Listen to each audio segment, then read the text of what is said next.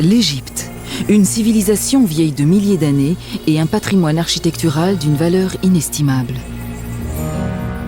Des constructions qui défient le temps, les symboles d'une puissance qui aujourd'hui encore force le respect. Des monuments qui sont loin d'avoir révélé tout leur mystère.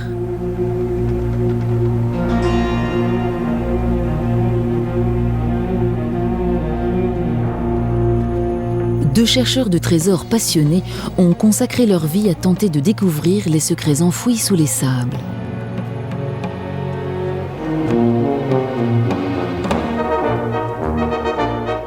Le premier était Monsieur Muscle dans un cirque et le second anglais, archéologue et rebelle.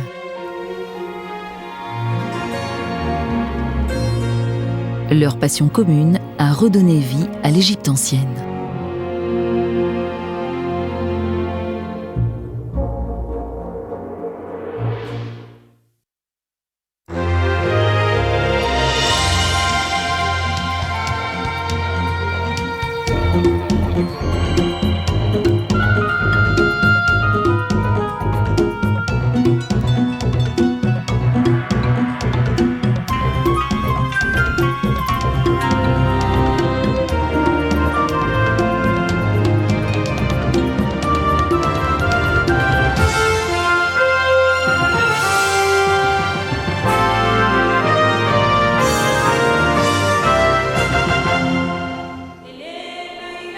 Nous sommes en 1816.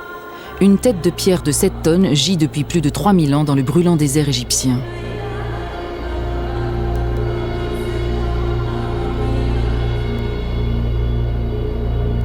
Pour l'instant, un Italien à la stature imposante et vêtu à la manière des Arabes la contemple. Il s'appelle Giovanni Belzoni. C'est le plus célèbre chercheur de trésors de son époque. Il joue sa réputation en rapportant le colosse en Europe. En cas d'échec, il restera sans un sou dans ce pays étrange et exotique. Il joue sa réputation, mais aussi toute sa vie. Et quelle vie! Né à Padoue en 1778, Belzoni est, dès son plus jeune âge, passionné par la mécanique. Conscient de ce talent, son père l'envoie étudier cette science dans un monastère.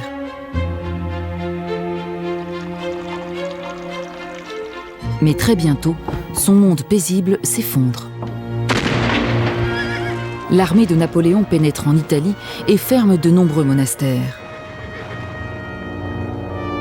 L'entrée soudaine des troupes napoléoniennes a interrompu le cours de mon éducation.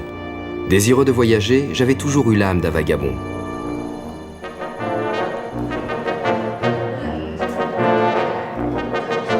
Mesurant plus de 2 mètres, ce qui est exceptionnel pour l'époque, Belzoni devient Monsieur Muscle dans un cirque.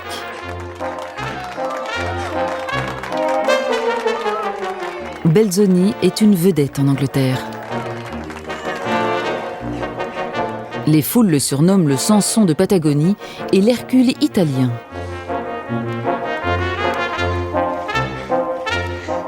Mais Belzoni a soif d'un autre genre de reconnaissance.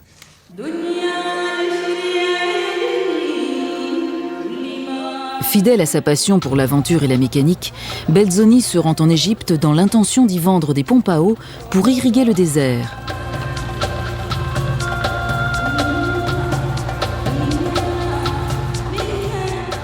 Ce commerce se révèle désastreux, mais l'homme tombe passionnément amoureux du Caire.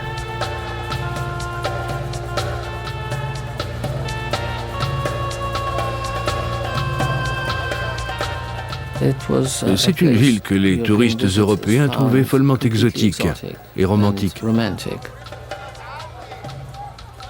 Une ville d'aventure, de découverte et d'expérience.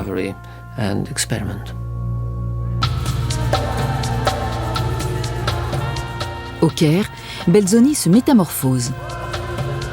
Il s'habille à la mode arabe et se laisse pousser la barbe. Mais il doit songer à gagner sa vie.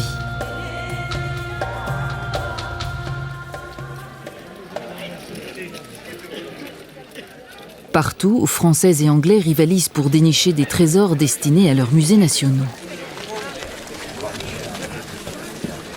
la chasse aux antiquités égyptiennes se transforme rapidement en ruée vers l'or. Belzoni saisit l'opportunité. Il entend parler d'une gigantesque tête de pierre qui n'attend qu'à être emportée. Elle se trouve à Thèbes, une ville située sur le Nil à 350 km au sud.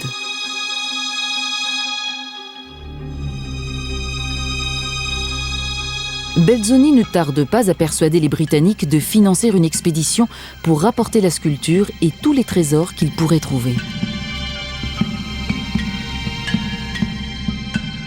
Les terres dans lesquelles il pénètre sont livrées à elles-mêmes et inexplorées. Le rêve pour un chercheur de trésors.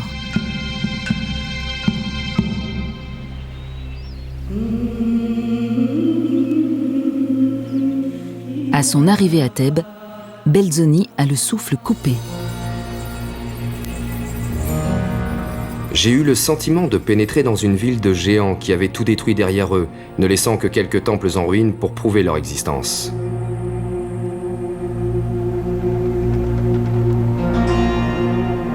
Absolument tout nous était inconnu, y compris leur langage et leur écriture.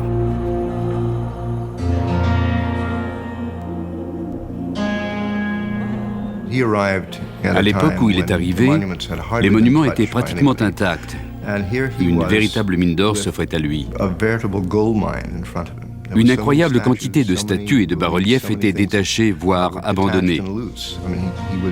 Il n'avait pratiquement qu'à tendre la main et choisir ce qu'il voulait emporter.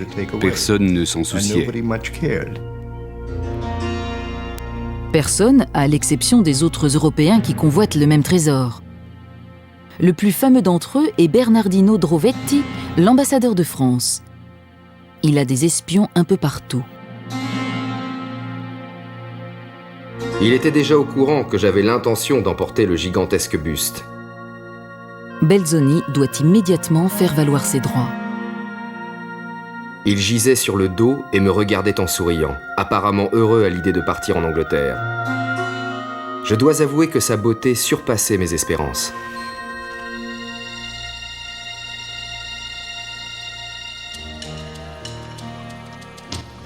Il engage pour ses fouilles les habitants de Kerna, le village voisin. Des gages généreux les persuadent de délaisser leurs occupations habituelles de pilleurs de tombes. Ils doivent aider Belzoni à déplacer le colosse, tâche qu'ils estiment impossible. Lorsque le buste bouge pour la première fois, une clameur s'élève au-dessus du village.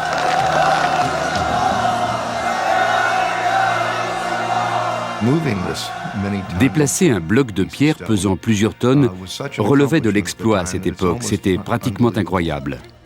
Il fallait l'amener à plus de 3 km de là.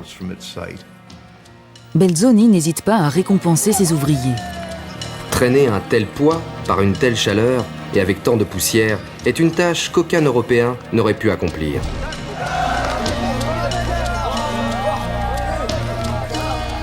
En un peu plus de 2 semaines, la tête rejoint les bords du Nil.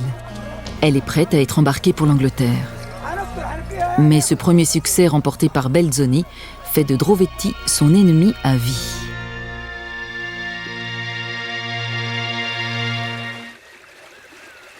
Ayant entendu parler de l'existence d'autres trésors, Belzoni remonte le Nil.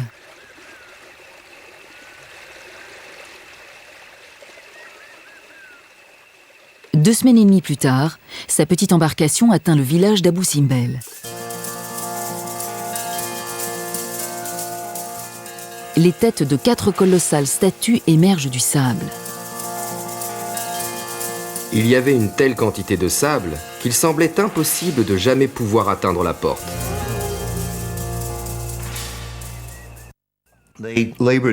Ils ont pratiquement utilisé des bennes pour creuser le sable afin d'atteindre cette monumentale construction. Imaginez la merveilleuse sensation d'aventure, la jubilation de pénétrer pour la première fois dans un monument de la beauté d'Abou Simbel. C'était la première fois qu'un occidental s'attaquait à ce genre d'entreprise.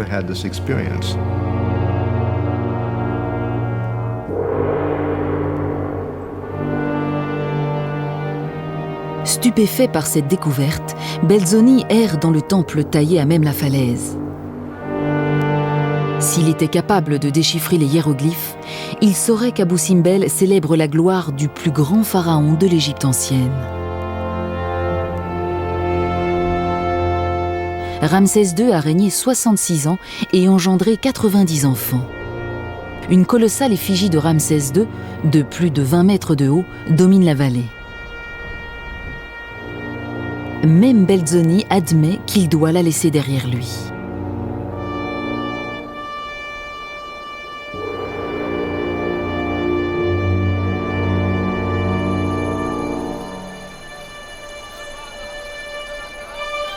Mais à son retour à Thèbes, c'est une autre histoire. L'aventurier achète de nombreux objets à ses amis de Kerna pour compléter son trésor.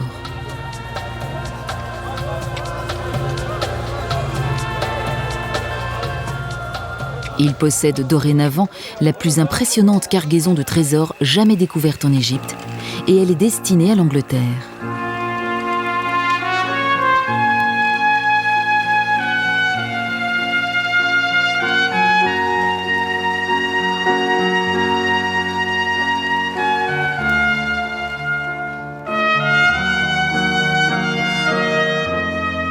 Encore de nos jours, le jeune Memnon est considéré comme l'une des plus belles pièces du British Museum. Belzoni a trouvé sa vocation. Même si l'appellation n'existe pas encore, Belzoni est devenu l'un des premiers archéologues du monde. Belzoni avait toutes les qualités que l'on considère maintenant comme indispensables à un archéologue. Il observait, il consignait. Il ne resterait pas vraiment au sens où nous l'entendons aujourd'hui, mais ses acquisitions étaient destinées à des musées où elles seraient préservées. Ces calques de bas-reliefs de temples ou de tombes, par exemple, sont les seules traces que nous ayons d'objets qui ont été par la suite soit modifiés, soit endommagés.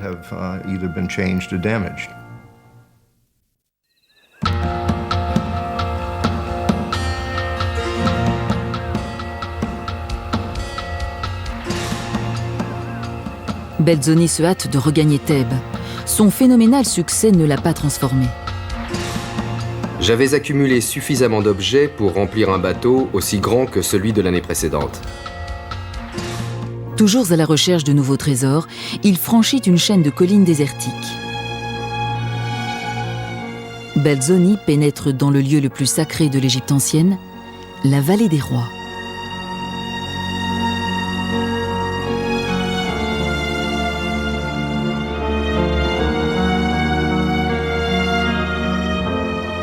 Pendant plus de 500 ans, les pharaons y ont été enterrés.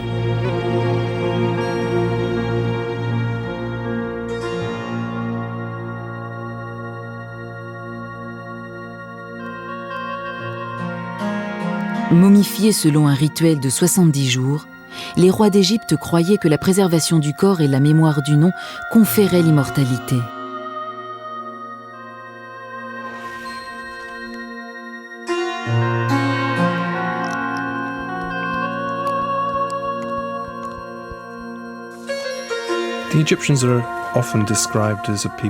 Les Égyptiens sont souvent considérés à tort comme un peuple sombre et obsédé par la mort. En fait, ils aimaient tellement la vie qu'ils souhaitaient la poursuivre dans l'autre monde. C'est pourquoi ils se faisaient enterrer avec le contenu de leur habitation. Le tombeau était leur demeure dans l'autre monde.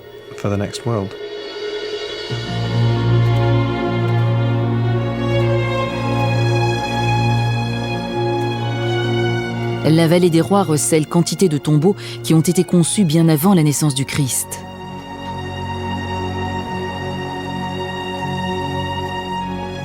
Même les pilleurs de tombes pensent qu'il n'y a plus rien à découvrir.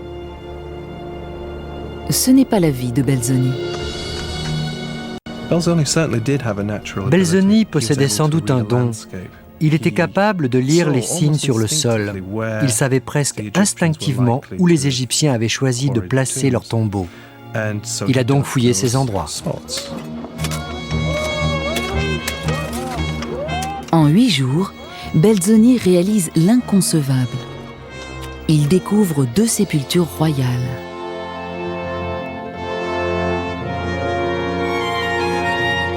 Elles ont été pillées, mais leurs peintures sont en bon état. En bon état, mais pas du meilleur style.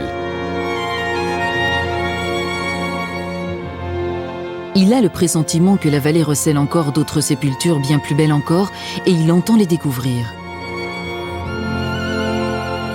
Belzoni ne se contente plus d'être un simple chercheur de trésors, il est devenu un archéologue reconnu.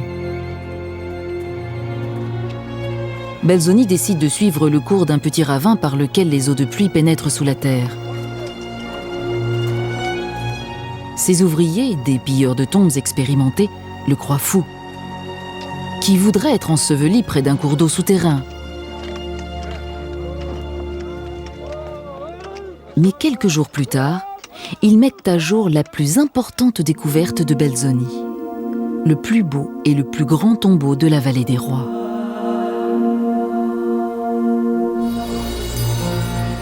Ce jour-là, la fortune m'a souri.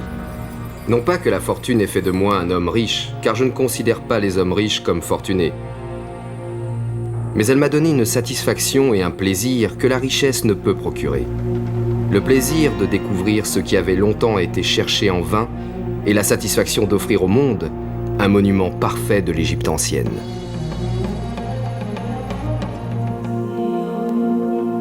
Il ne peut que scruter et s'interroger. À peine 5 ans plus tard, en 1822, les hiéroglyphes seront décryptés et les visiteurs sauront alors qu'ils pénètrent dans le tombeau de Sétos Ier, un pharaon qui a gouverné une Égypte à l'apogée de sa puissance. La sépulture est toute à la gloire de cet ancien souverain.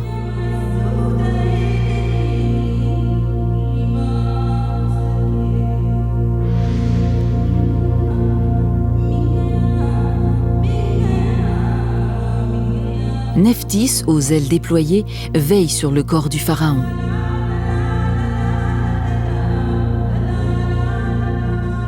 Un cortège d'embarcations flotte sur les eaux du monde souterrain pour saluer l'arrivée du roi.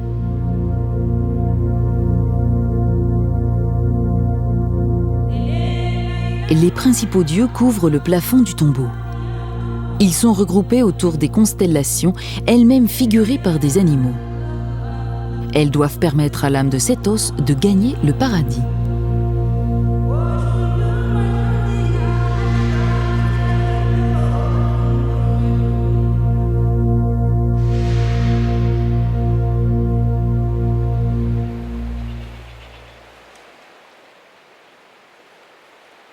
À son retour au Caire, Belzoni devrait être triomphant. Il est néanmoins fou de rage. J'avais reçu d'Europe plusieurs journaux et à ma grande surprise, j'y ai appris que toutes mes découvertes et mes travaux avaient été attribués à d'autres personnes. Mon nom n'était même pas mentionné.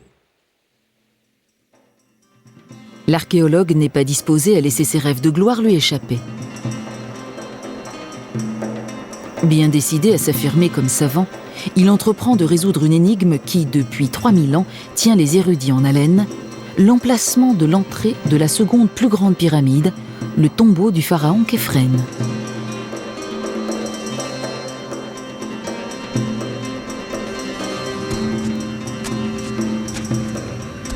Se déjouant des pièges et contournant les barrières de granit, Belzoni explore les corridors et découvre une immense chambre mortuaire. Il est le premier homme à s'y tenir depuis 2 millénaires.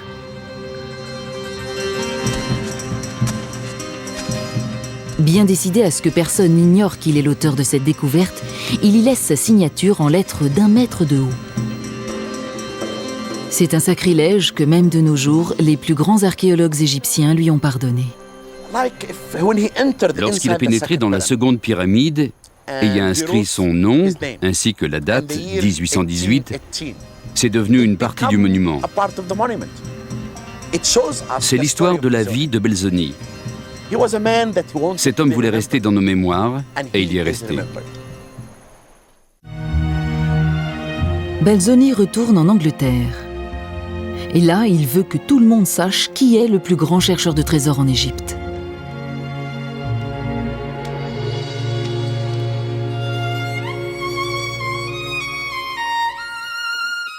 Confiant dans ses talents d'homme de spectacle, il relate ses aventures et prépare une exposition.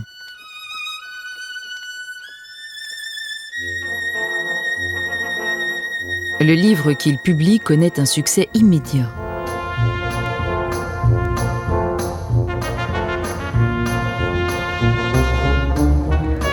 L'exposition ouvre un an plus tard dans le hall égyptien à Piccadilly. Elle fait sensation. Belzoni procure au public l'exacte impression en 3 dimensions que l'on peut éprouver dans les tombes et les pyramides égyptiennes. C'est la reproduction parfaite de la sépulture et des salles majestueuses du tombeau de Sétos.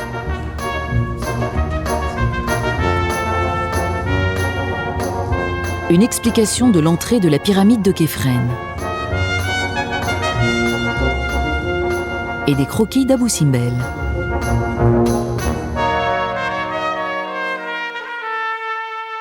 En 5 ans, Belzoni a accompli en Égypte plus que quiconque avant et après lui.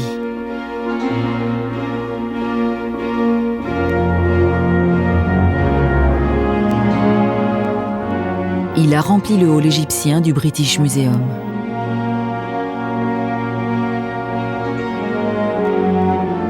Ses opinions et sa perspicacité lui ont valu d'être entouré de savants avides de connaissances.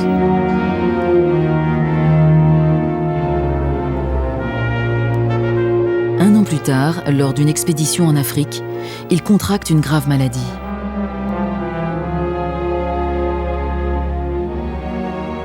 Âgé de 44 ans seulement, Belzoni meurt à l'apogée de sa gloire. Mais sa réputation lui survivra.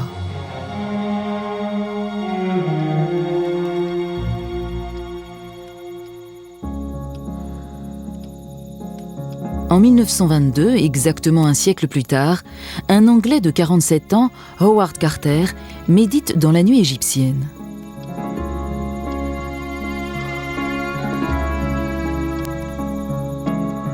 Un jour, il sera le plus célèbre archéologue du monde. Mais à l'heure actuelle, tous ses rêves s'effondrent.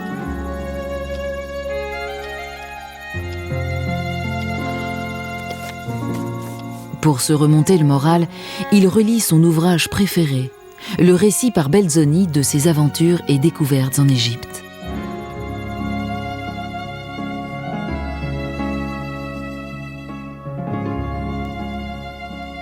C'était la grande époque des fouilles. Tout ce qui vous intéressait vous appartenait. Les différends avec les collègues se réglaient avec un fusil. La fascination de Carter pour l'Égypte commence dès son enfance. Sous la tutelle de son père, illustrateur, il passe des heures à dessiner les pièces de la collection égyptienne d'une propriété voisine et rêve de se rendre sur la terre des pharaons.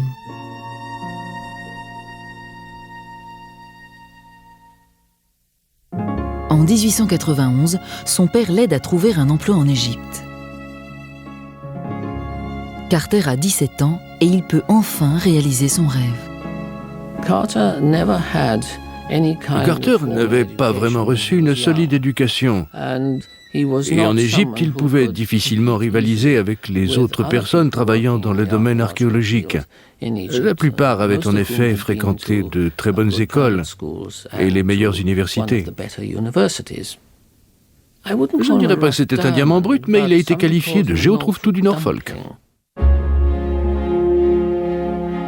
Son absence de bonne manière ne l'empêche pas d'améliorer la technique pour consigner l'art égyptien.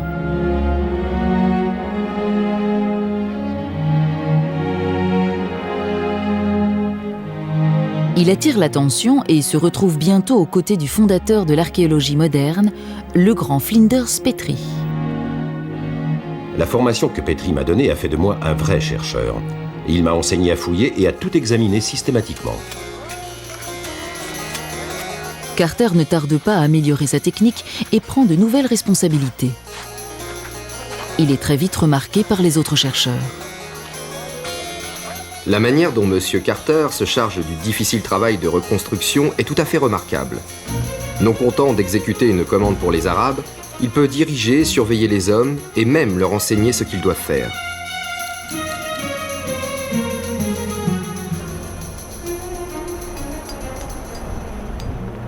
Carter se fait rapidement une réputation. Mais aux yeux des archéologues britanniques, il ne sera jamais un gentleman. Les manières de Carter ne s'améliorent pas. Il n'hésite pas à se curer les dents à l'aide d'une allumette pendant le dîner et à vider la moitié de la bouteille de whisky, puis, en éclatant de rire, dire qu'il pensait à autre chose.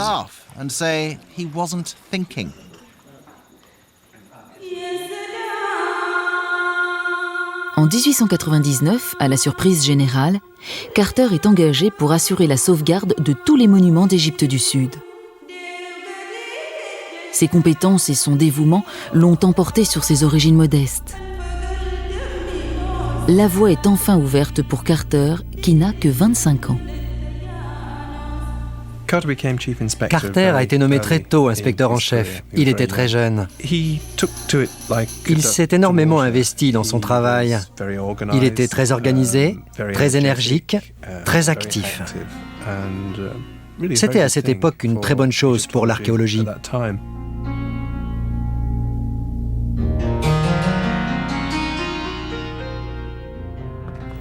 Galopant de site en site sur son cheval, Sultan, Carter est enfin heureux.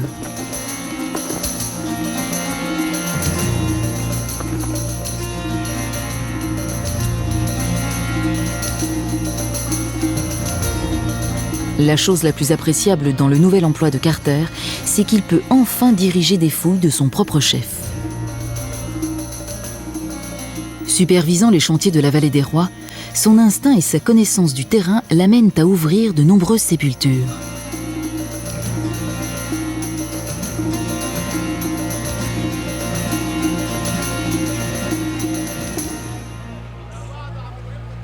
Carter sait aussi que le désert n'est pas le meilleur endroit où chercher des trésors. Il bavarde volontiers dans les cafés avec les pilleurs de tombes de Kerna. Je dois admettre que cette pratique m'a valu de sérieuses critiques. Certains collègues au service du gouvernement ont désapprouvé cette mauvaise habitude. Ils la trouvaient indigne. Mais Carter ne perd pas son temps. Il suit à la trace les objets volés et il y prend du plaisir. Carter a un véritable respect pour ses amis les pilleurs de tombes et leurs prédécesseurs.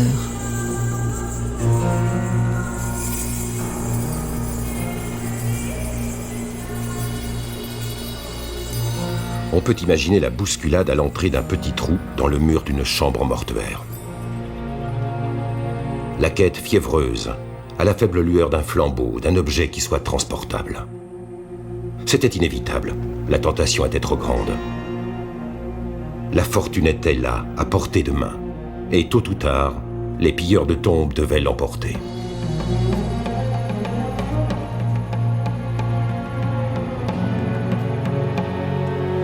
Il récolte enfin les fruits de son travail. Quand, en 1905, une fois de plus, son univers s'effondre. Un groupe de touristes français ivres pénètre au siège du service des antiquités à la pyramide de Saqqara. Des mots sont échangés et l'un des gardes égyptiens est frappé.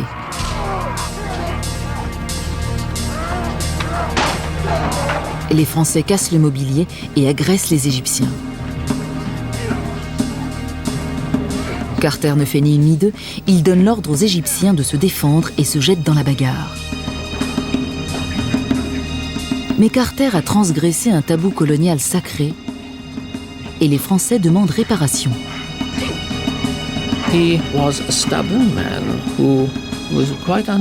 C'était un rebelle qui refusait de se plier à ce que l'on peut appeler les exigences diplomatiques du moment.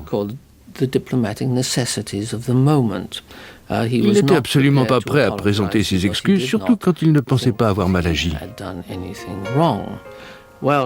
Il avait cependant mal agi. Il avait permis à ses hommes de lever leurs armes sur des étrangers, ce qui était une faute impardonnable en Égypte à cette époque.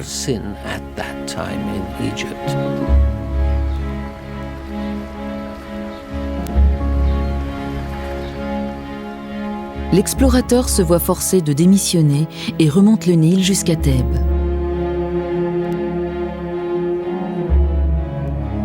Je me suis senti incroyablement humilié. La façon dont on s'est comporté à mon égard alors que j'avais rempli mon devoir est inconcevable. Pendant 3 ans, il gagne péniblement sa vie comme guide et en peignant des aquarelles qu'il vend aux touristes de passage.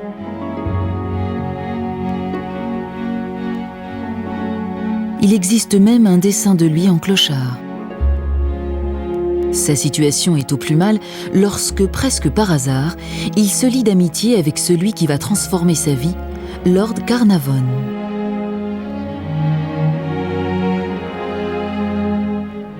Carnarvon est un adepte des courses de chevaux et il est plus riche qu'un pharaon. Il est venu en Égypte pour se remettre d'un accident de voiture. N'ayant pas tardé à s'ennuyer, il s'est mis à faire des fouilles. La première année lui a fourni un chat momifié et quelques objets. Ne se laissant pas décourager, il se met en quête d'un spécialiste et est présenté à Carter. C'est le début d'une solide amitié. Une amitié inconcevable. Socialement, ils venaient de milieux totalement opposés, mais ça a marché. Tous deux étaient des solitaires. Ils partageaient la même passion pour l'égyptologie et ils se sont bien entendus. Ils avaient évidemment beaucoup en commun. Carnarvon aime le luxe. Rapidement, Carter se met à apprécier les vins fins qui accompagnent les mets raffinés que son nouvel ami fait venir de Londres.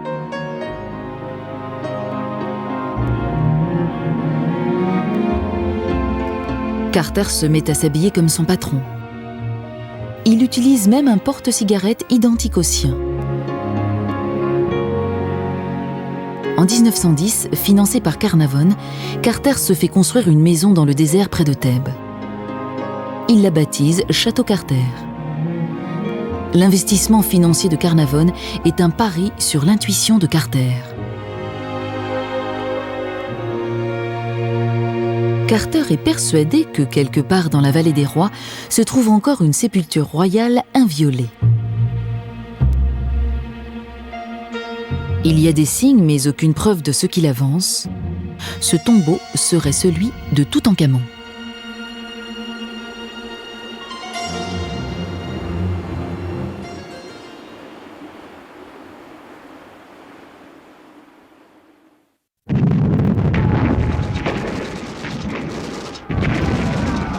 En 1914, la Première Guerre mondiale éclate. Carter rejoint les services secrets britanniques au Caire.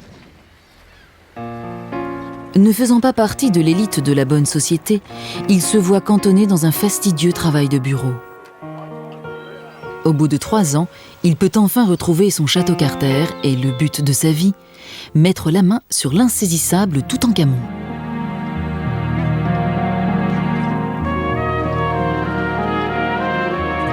Carnarvon a obtenu l'autorisation exclusive de faire des fouilles dans la vallée des rois.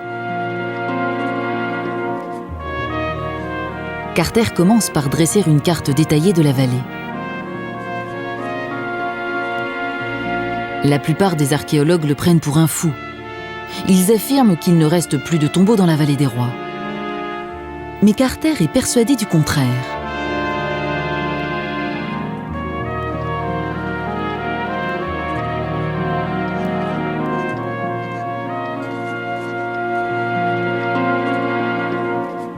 J'avais suggéré à Lord Carnarvon de débuter par le triangle formé par les sépultures de Ramsès II, Merneptah et Ramsès VI. C'est dans cette zone que devait se trouver le tombeau de Toutankhamon. Des amoncellements de débris jetés lors des fouilles précédentes encombraient le sol à perte de vue. La seule solution qui s'offrait à nous consistait à creuser systématiquement. C'était une entreprise plutôt désespérée.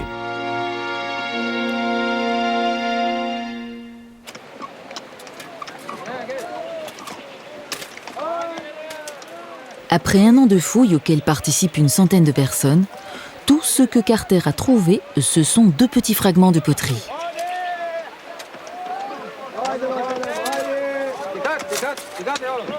Les recherches se poursuivent, mais restent vaines.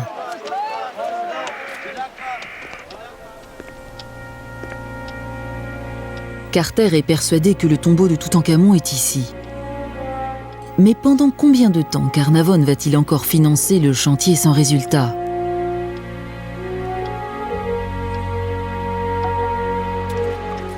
En 1920, Carter met la main sur 13 jarres. Ce n'est pas une découverte bien fameuse.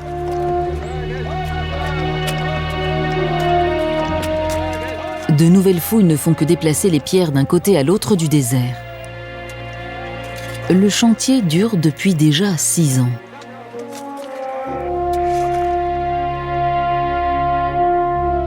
Carnarvon convoque Carter dans son bureau à Château-Highclere. Le moment tant redouté par Carter est arrivé, les fouilles vont être interrompues. Une fois de plus, peut-être la dernière, Carter déroule la carte devant son mécène.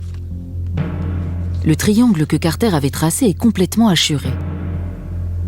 Il a été entièrement creusé, sauf une petite zone située à côté du tombeau de Ramsès VI. Carter propose à son ami un marché désespéré. Il assumera personnellement les frais du chantier de cette partie si Carnarvon lui permet de poursuivre les fouilles. Carnarvon, grand seigneur, accepte l'offre de Carter, mais insiste pour financer lui-même l'opération.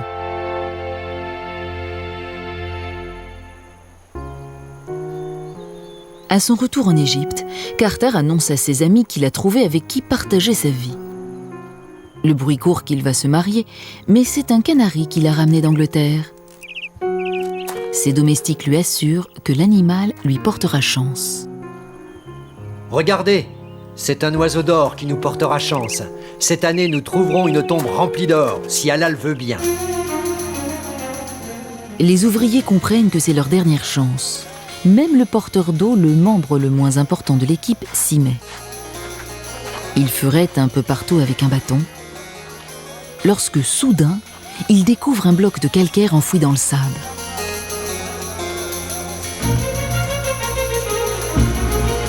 La nouvelle est télégraphiée à Carnarvon qui se met immédiatement en route pour l'Égypte. 2 jours passés à creuser frénétiquement révèlent un escalier conduisant à une porte scellée. Les Égyptiens baptisent leur découverte le tombeau de l'oiseau. J'avais enfin fait une merveilleuse découverte dans la vallée. Un magnifique tombeau dont les scellés étaient intacts.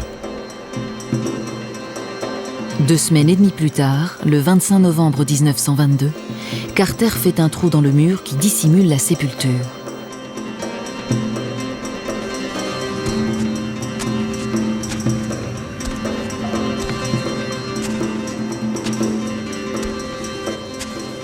J'étais muet de stupeur.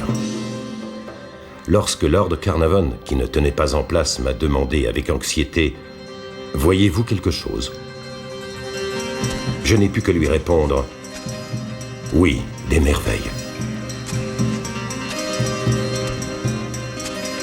Comme mon regard commençait à s'accoutumer à la pénombre, des détails de la pièce apparaissaient lentement. Animaux étranges, statues en or, partout l'or scintillait.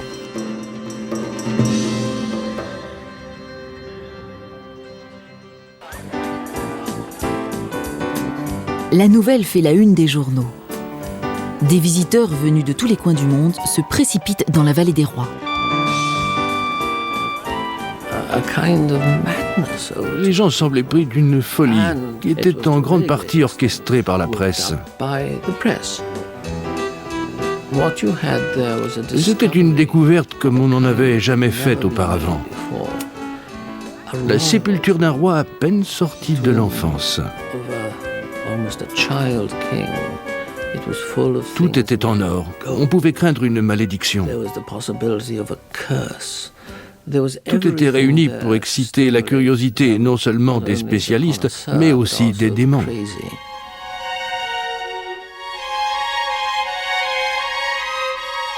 Cette abondance d'or engendre une véritable Toutankhamon mania. L'histoire de l'héroïque obstination de Carter et de Carnarvon fascine les imaginations, de même que les trésors découverts dans le tombeau du pharaon.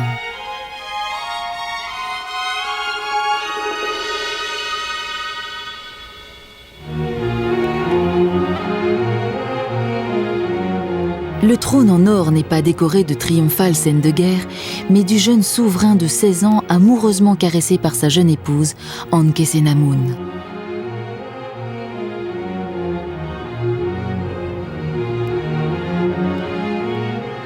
Sur une chasse en or, des scènes représentent des instants de la vie du couple. Toutankhamon versant du vin dans les mains de son épouse, ou celle-ci passant un collier autour de son cou. Carter en a presque les larmes aux yeux. Des scènes charmantes, exprimant la douceur et qu'il nous plaisait de considérer comme contemporaines. Les fresques autour du sarcophage figurent des scènes simples et intimes. Elles représentent l'accueil réservé au jeune roi dans l'autre monde.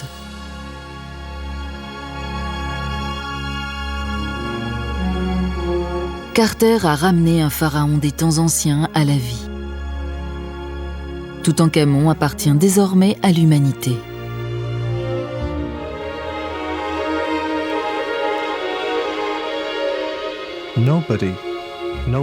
Personne n'a jamais trouvé en Égypte ou ailleurs quoi que ce soit qui égale Toutankhamon. C'est tout simplement la plus grande découverte archéologique jamais faite.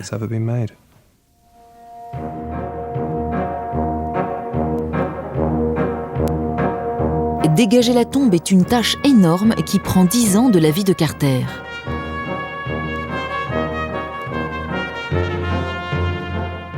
Bien qu'il soit entouré des meilleurs archéologues, Carter travaille sans cesse.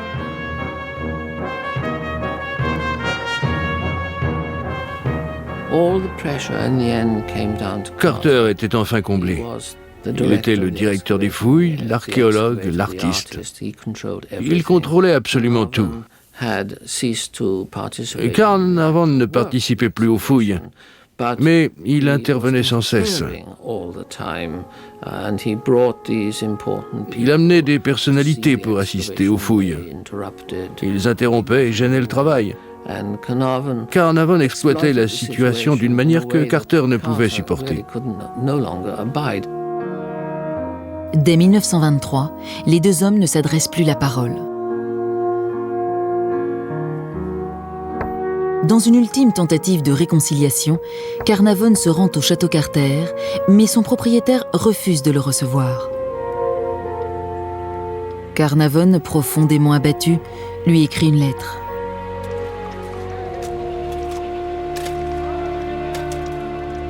Je me suis comporté maintes fois de façon inconsidérée et j'en suis désolé. J'imagine que le souci et les tracas m'ont affecté. J'ai peu d'amis et quoi qu'il arrive, mes sentiments à votre égard ne changeront jamais. J'aimerais que nous nous parlions. Quelques semaines plus tard, Carnarvon se coupe en se rasant. La plaie s'infecte, il tombe malade et sombre dans le délire.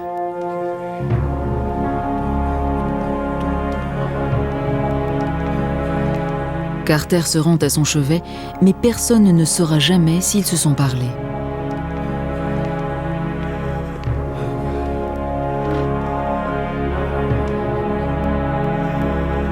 Le 5 avril 1923, le pauvre Lord Carnarvon est mort aux premières heures du jour.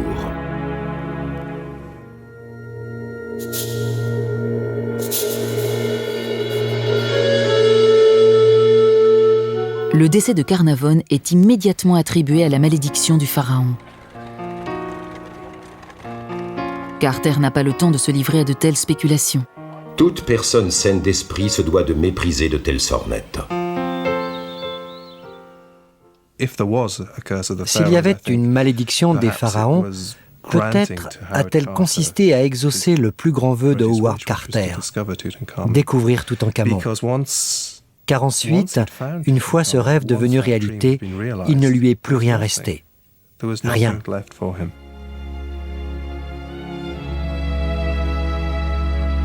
Carter est devenu une célébrité mondiale, mais il n'écrira jamais la thèse qui lui aurait donné sa place parmi les égyptologues.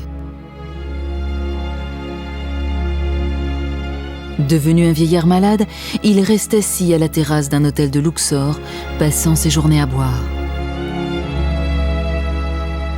De temps à autre, un touriste se joint à lui. Début 1939, sa santé s'étant dégradée, il quitte Château Carter pour la dernière fois.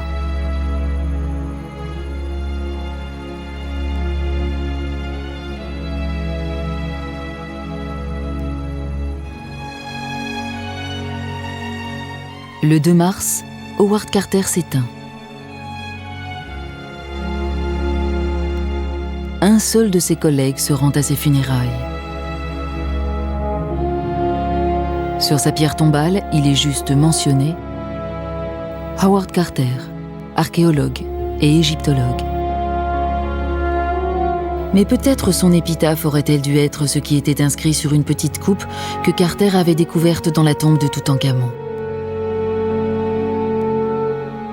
Puisse ton esprit survivre. Puisses-tu passer des millions d'années, toi qui aimes Thèbes, assis face au vent du Nord, à contempler le bonheur dans les yeux.